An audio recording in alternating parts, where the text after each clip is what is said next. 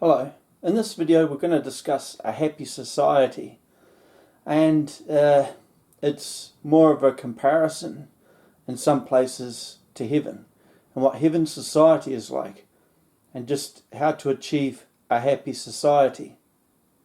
So firstly, humankind, particularly in New Zealand, the way in which the country's run, people have to work extremely long hours and are denied recreation time.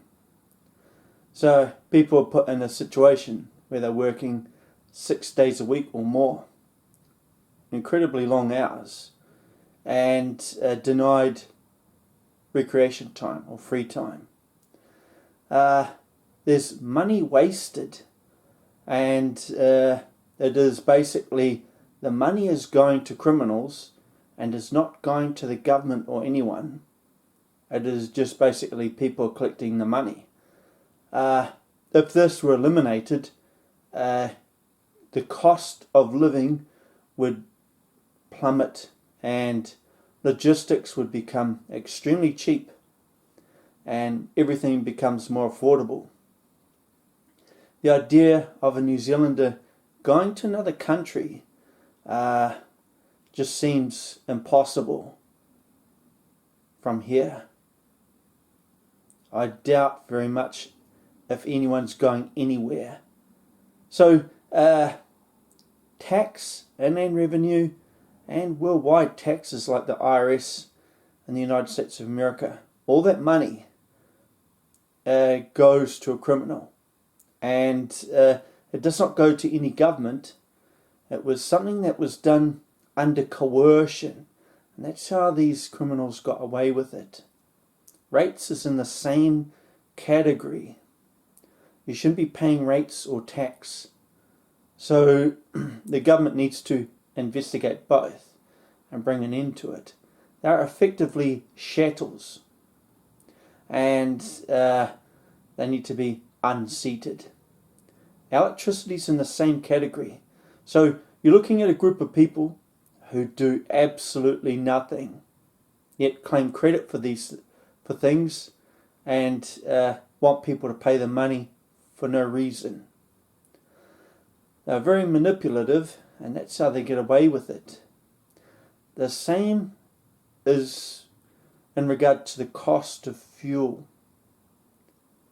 So fuel should be much cheaper. It should be down to the cent, and it is very cheap to refine fuel, very cheap.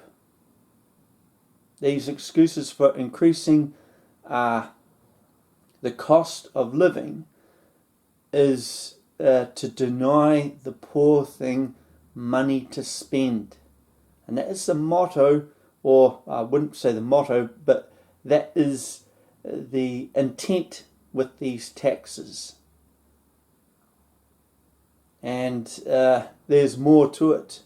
So if they're removed completely, the cost of living plummets and becomes more realistic, a better society. Instead of people struggling from week to week, things are cheaper and easier. You have a happier society. The government check. So that's where the government pays money to the people. This can be afforded through trade. So trade currently isn't very good. But New Zealand's sitting on a gold mine, and not literally gold, but it has resources which are really, really good. And in the future, the country will benefit from it greatly. And this is trading not just with humankind in other countries, but other planets. And that is not far away. So the government check whether the person works or not, there's enough money to cover everything and a bit left over. That's the good thing about it. In a society that is high tech, you literally don't need to work. Literally. There's plenty of recreation time. Sport entertainment and education, things like that. Look at how the country's undermined. I've got an example here. Truck drivers, they legally made it. They made it legal for them to work 14 hours a day. This is appalling, and it shows how these criminals have undermined society to that point. If you're living a life like that, you literally get up, go to work, get home, go to bed. That's what it's like. It might seem like there's 10 hours there, but there's always a catch. People always have things to do, and 14 hours a day is not good. So on top of that is commuting. So the society is undermined in these two places, and commuting can add an extra hour or two. So it becomes 16 or 18 hours a day if someone's in that situation.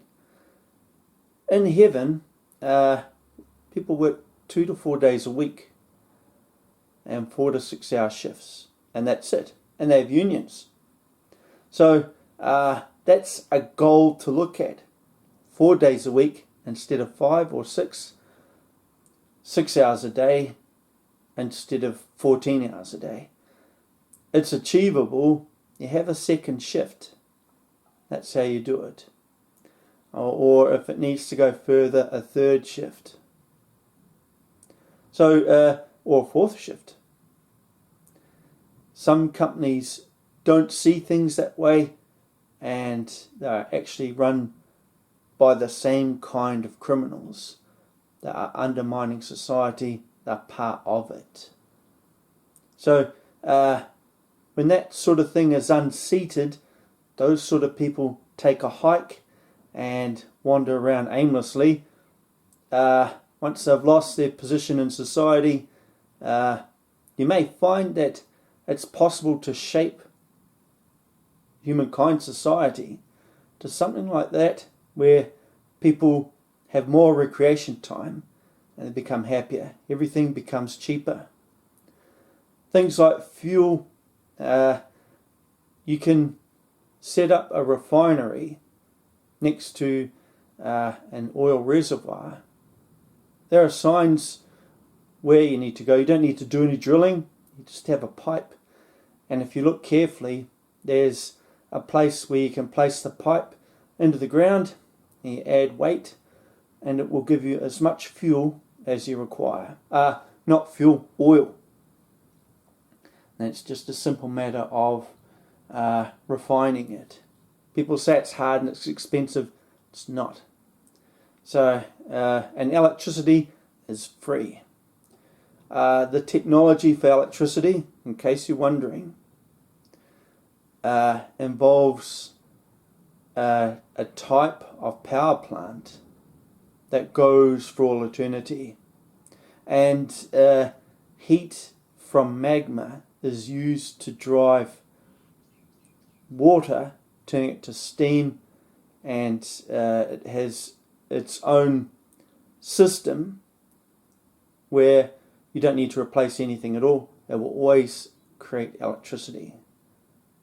It just goes in a ring, in a circular motion of water that is superheated, and such power plants exist on Earth. That's where electricity comes from. Windmills don't make electricity, and neither do dams. Both serve a different purpose. It's to occupy an area for something else. So those need to be looked at more closely, and people need to know the truth about where electricity comes from. In heaven, there are levels of energy above electricity, and someday humankind might use something else instead of electricity that's better. So, there's a bit on a happy society and comparing it to heaven. I'm the Archangel Daniel, and I'm from heaven.